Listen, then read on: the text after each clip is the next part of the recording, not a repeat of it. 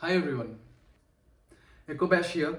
So in last two videos we talked about what is encoding, what is encryption, and now in this video, which is the third and final part of this series, we will talk about what hashing is, why was it created, what problem it solves, and we will see some examples and use cases of it.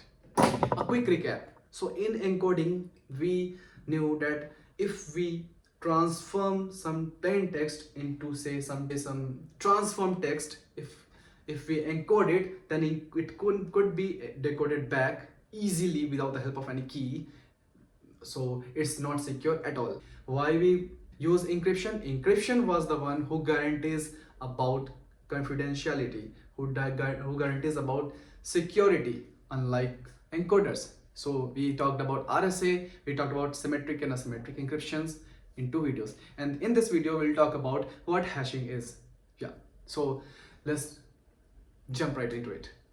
So if you observe encoding encryption, you again see what's happening actually. But what's agenda? Agenda is like there is some plain text and you are transforming into some other. Let's forget about it's secure or not. You are just taking the plain text and then transforming into some other format, some other representation. So in hashing, we are doing the same. What we are doing, we had some plain text, we have some string, we are hashing it and then converting into some other format. But what problem it solves? Why do we use it? What even is hashing? What is hash? What are we doing? So let's talk about it. Okay, so the reason why hashing came into existence, the way encoder for came for data transmission, encryption came for data confidentiality, hashing came into existence for checking and ensuring data integrity, for checking whether the data which was being flown, the data which is being flowing, or data which is being transmitted, or say the string which I got, which I was supposed to get from my friend, is legit. What legit? Does whatever you said sounds good, but it doesn't make any sense to me. So again, let's take the generic scenario we have been taking all the time. So say suppose the client is sending something to server, and I as a hacker intercept it and then try to read the content. Okay, or say try to read and change the content, tamper the data.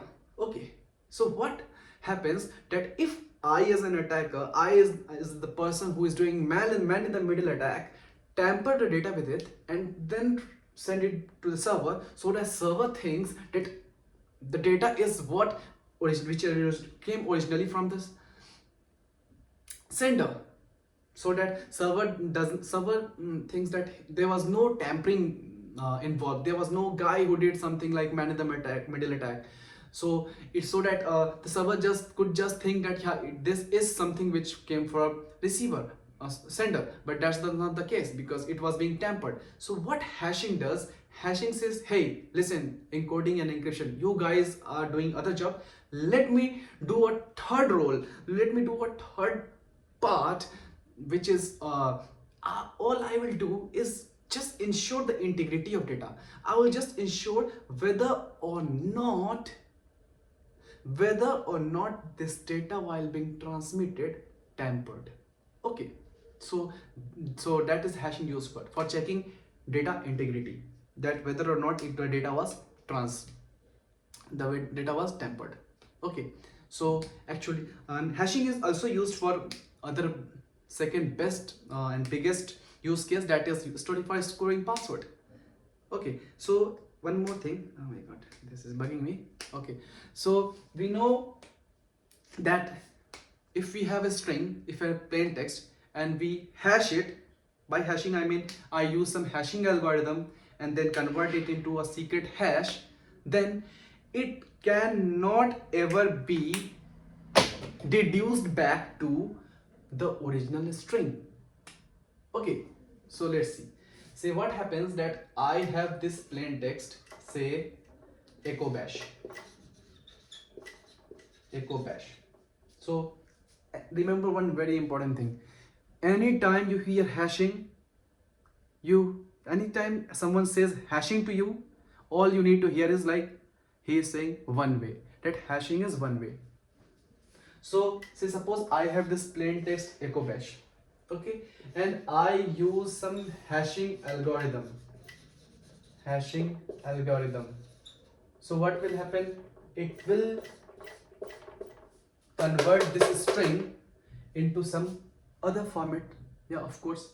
It will convert it into some other secret known as hash. Okay.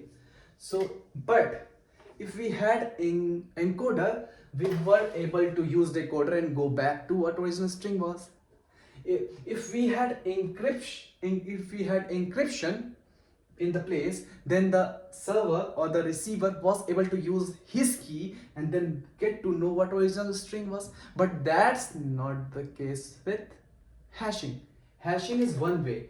Once you are gone, there's no coming back. Okay, that's deep.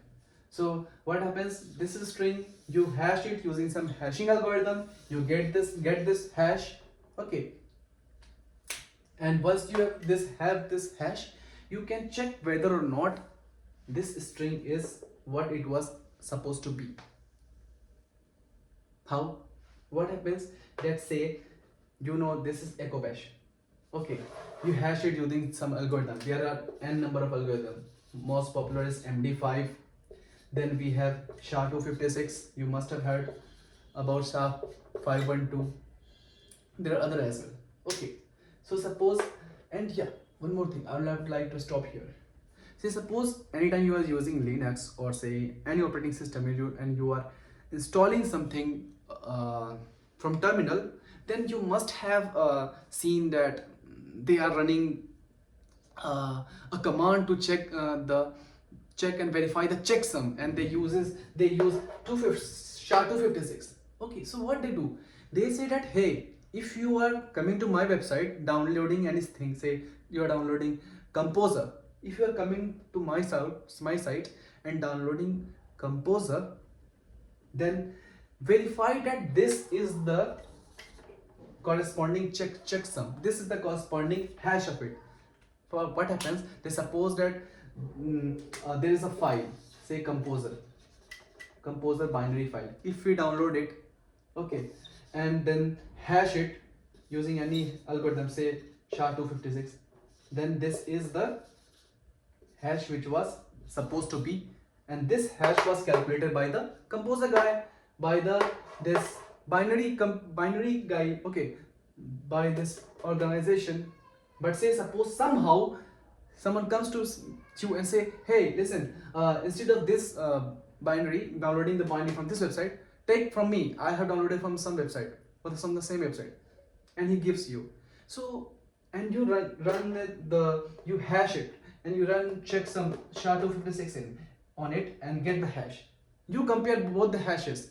Okay, if both the hashes are not same, it means that the file is not same. It means that here hashing did a pretty well job in checking the data integrity. It means the data was tampered. Okay, say again in the same case, suppose you download any binary, say Composer or say anything, Docker, anything. So you're downloading it, and say some man in the middle attack happens. This guy, in this malicious man in the middle, tampers with this binary and sends to you, and you think that yeah, this is what I was supposed to get from this binaries, from this application, from this Composer's website, and you download it. So at that time also you run the SHA-256 on it, okay, and hash it, and you can compare that this hash is same with what the company said. If it's same, then yeah, there was no tampering involved. If it's not same, then yeah, data is no longer same what is expected to be. So this is hashing and how hashing handles data integrity. Okay, the another use case of hashing, as we know, we'll talk about. Hashing is used for storing passwords in DB. Okay, so suppose you have some login form. Okay, So you come and enter your you come and register your username, password, and then submit. And in DB, of course, we don't ever store plain text. So and neither the encoded text, because we know encoder is not for safety at all, right? Then what we do, we hash it. We hash it. Why? What happens? Say suppose that you come and register on my website and you enter your password and click on submit, and I hash it using some algorithm, some hashing algorithm, and store it in my DB. Even the working guy who is there in the organization does not know what your original password is. Why? That's the beauty of hashing, right? You can have the hash, but you can't know what was the original string from which this hash was generated. Okay, so this is very beautiful thing. Always remember, say you are using MD5 or say SHA or 256 or any hashing algorithm, no matter the size of plain text, the size of hash is always going to be same. Okay, it doesn't mean if it is simple 1 2 3 or one paragraph of plain text. If you hash it, the size is always going to be fixed depending upon the hashing algorithm used. So you are never gonna know that what this hash is being coming from. So this is one way. So now you can see that hey, echobash at gmail.com is email and the password is, you see, hash, and then but you won't know what is the corresponding password because it's one way, you cannot go back. Okay, so there we can use MD5, SHA-256 to SHA-512, and currently the modern one which I use in my application, should I say that, is Bcrypt. Okay, Bcrypt is modern encryption algorithm. So all you see in your DB is some gibberish looking like text, and you won't know what the original text password was. So again, the final thing, so now the hashing is one way, then how someone knows that the guy is entering the correct password or not? Right, that's the question we should think. So suppose you came and you added log username and email and you clicked on registered, your password is into this DB somewhere here. Okay, but it still is gibberish. So next time if someone comes and instead of register, he comes on login screen, enters his email and then password, then how do you verify that this is the password is same? Since here it is plain text, here it is hash, so it's nothing, it's just a simple straightforward thing. We again hash it with using the same hashing algorithm, right? Because we are the owner, we know the what hashing algorithm we are using. So we hash it, then compare this hash to one in DB, and if they match, you are legit. If they don't match, you are not legit, you are scam. Okay, so that is all about encryption, encoding and hashing. So this series was covering 3 videos, one on each, encoding, encryption and hashing. For conclusions, let me recap it to you. Encoding is meant for data transmission, so that data doesn't get corrupted, the binary does not get corrupted whenever it's being transmitted over HTTP or some network. Okay, and encoding is not for data security, it's just for transmission. Okay, now we come to encryption. What is encryption? Encryption is the guy who is responsible for confidentiality, for data security. It does not make sense. So if by encryption you can have somehow the secret or say ciphertext if you did man-in-the-middle attack, but you won't able to convert it into plain text without the help of the key which the sender has and the receiver had, the hacker does not have.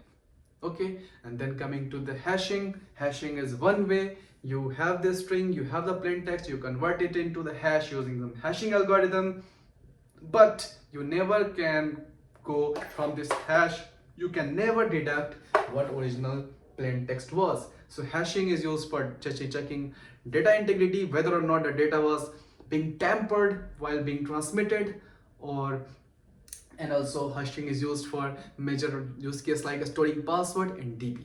So with these things in place, I have explained all I could about encoder, encryption, and encoding, encryption, and hashing.